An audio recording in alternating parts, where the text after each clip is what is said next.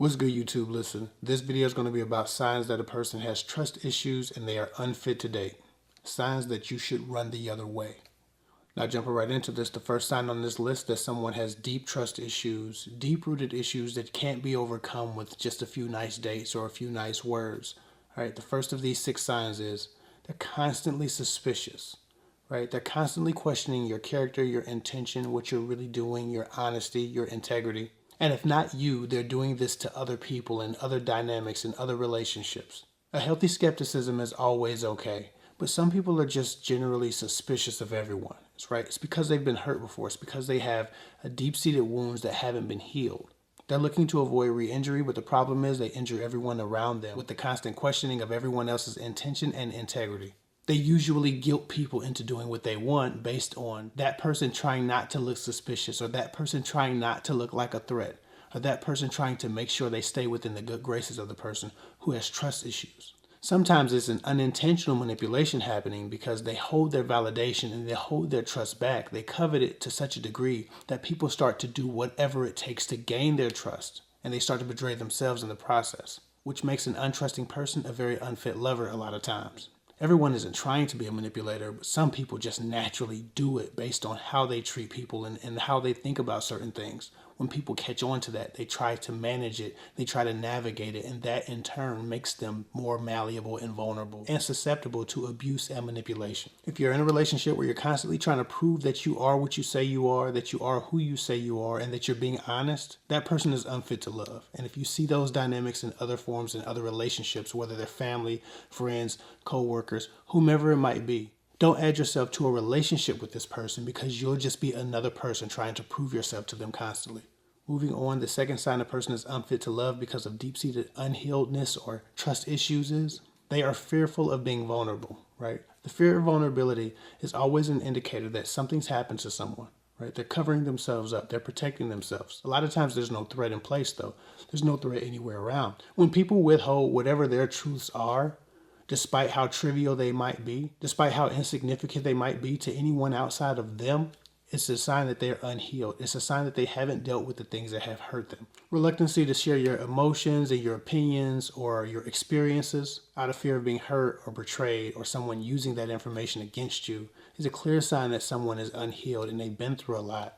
This isn't to say that they don't deserve love if they are unhealed, but they need to handle that first, right? Because everyone in the world, everyone who meets you, everyone who you encounter and who tries to have a relationship of any type or dynamic with you doesn't deserve to pay for the mistakes or the sins of others. So if you see this in someone, if you see them guarding every piece and bit of information about them as if it can be used against them, then the likelihood is that they're unhealed and they haven't dealt with the things that have traumatized them.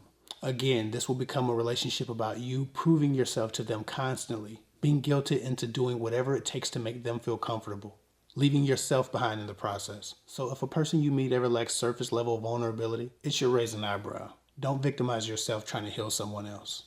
Moving on. With that said, sign number 3 that a person is unfit to love because they have trust issues and may injure you in the process of attempting to love them is difficulty relying on others.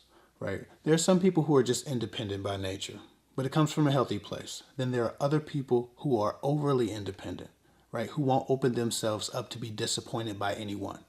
Unfortunately enough, these habits are very hard to break. It's too easy to prove to someone that you can't be depended upon, that they shouldn't trust you when they're in this condition. Women and men often find themselves bending over backwards, folding themselves into a pretzel, jumping up and down, performing like a trained animal just to prove to a person that they can be depended upon, that they can be counted on. These people often like to control situations, right? Won't let go of the reins, so to speak. Presenting yourself as an ally or someone who can do something for them often triggers or upsets them. It's very difficult to love someone who won't allow you to love them, who won't receive your love, who refuses to be a recipient of anything that you have to give. It's very difficult to establish yourself, your security, and your confidence in the relationship when you're not actually allowed to be everything you are to a person that you love, or attempting to. When you're not allowed to give like you give, or express like you express, or help like you like to help. Dating someone like this can mute the better qualities in you, and ultimately cause you to be more toxic for it. People who have trouble receiving love often have trouble giving love. Because of the idea that love needs to be earned at every turn, loyalty in them or the perception of loyalty in you can never fully be established. Most of the time, self-sabotage will occur in one form or another to get you away from them so that you can't disappoint them because of your nature to give, or try to love them in ways that make them feel uncomfortable, in ways that they don't know how to receive. Moving on. The fifth sign that somebody might be a little bit unfit to love, that they're not healthy enough to love, that they're a little bit toxic is, they have a deep-seated fear of abandonment that you're responsible for catering to.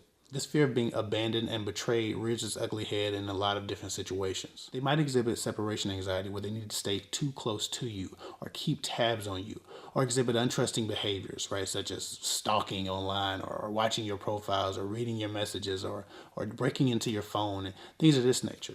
When people have a fear of abandonment, it usually triggers an anxiety that causes them to chase you like a spy, like a tail, like a private investigator, even if you haven't done anything.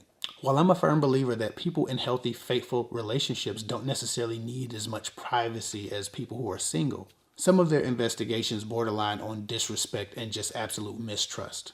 That can injure you trying to be good to them, never really fully establishing their trust. Again, playing to your self-esteem being lower, playing to your security in the relationship being injured or not being fully established. When you see this behavior in a person, it also is accompanied by them being clingy, them being needy, them feeling like they need constant reassurance from you, almost accusing you of not loving them or not liking them or not being serious if you're not kissing their ass.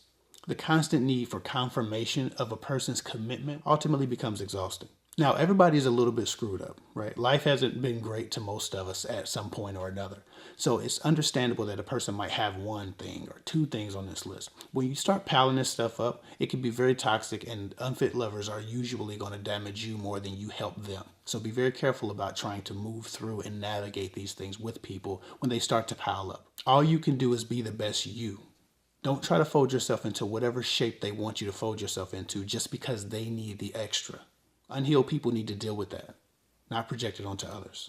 Moving on. The sixth and final sign that a person may be unfit, that they may be unready for love right now is they have difficulty forgiving. Trust issues can make it really hard to love a person past transgressions. A person who lacks trust won't trust you to have forgiven them and will always expect you to be getting a get back or trying to get one up on them if they do something wrong to you. So in consequence to their actions, when they mess up, they trust you less. And if that's not the case, if you do transgress, if you do make a mistake, they don't have the grace for you that they would require for themselves. They don't have space in their hearts to love or to grow with you or to allow you to grow beyond the thing that you've done to upset them or hurt their feelings. Because of their trust issues, you get one opportunity, one shot to be perfect.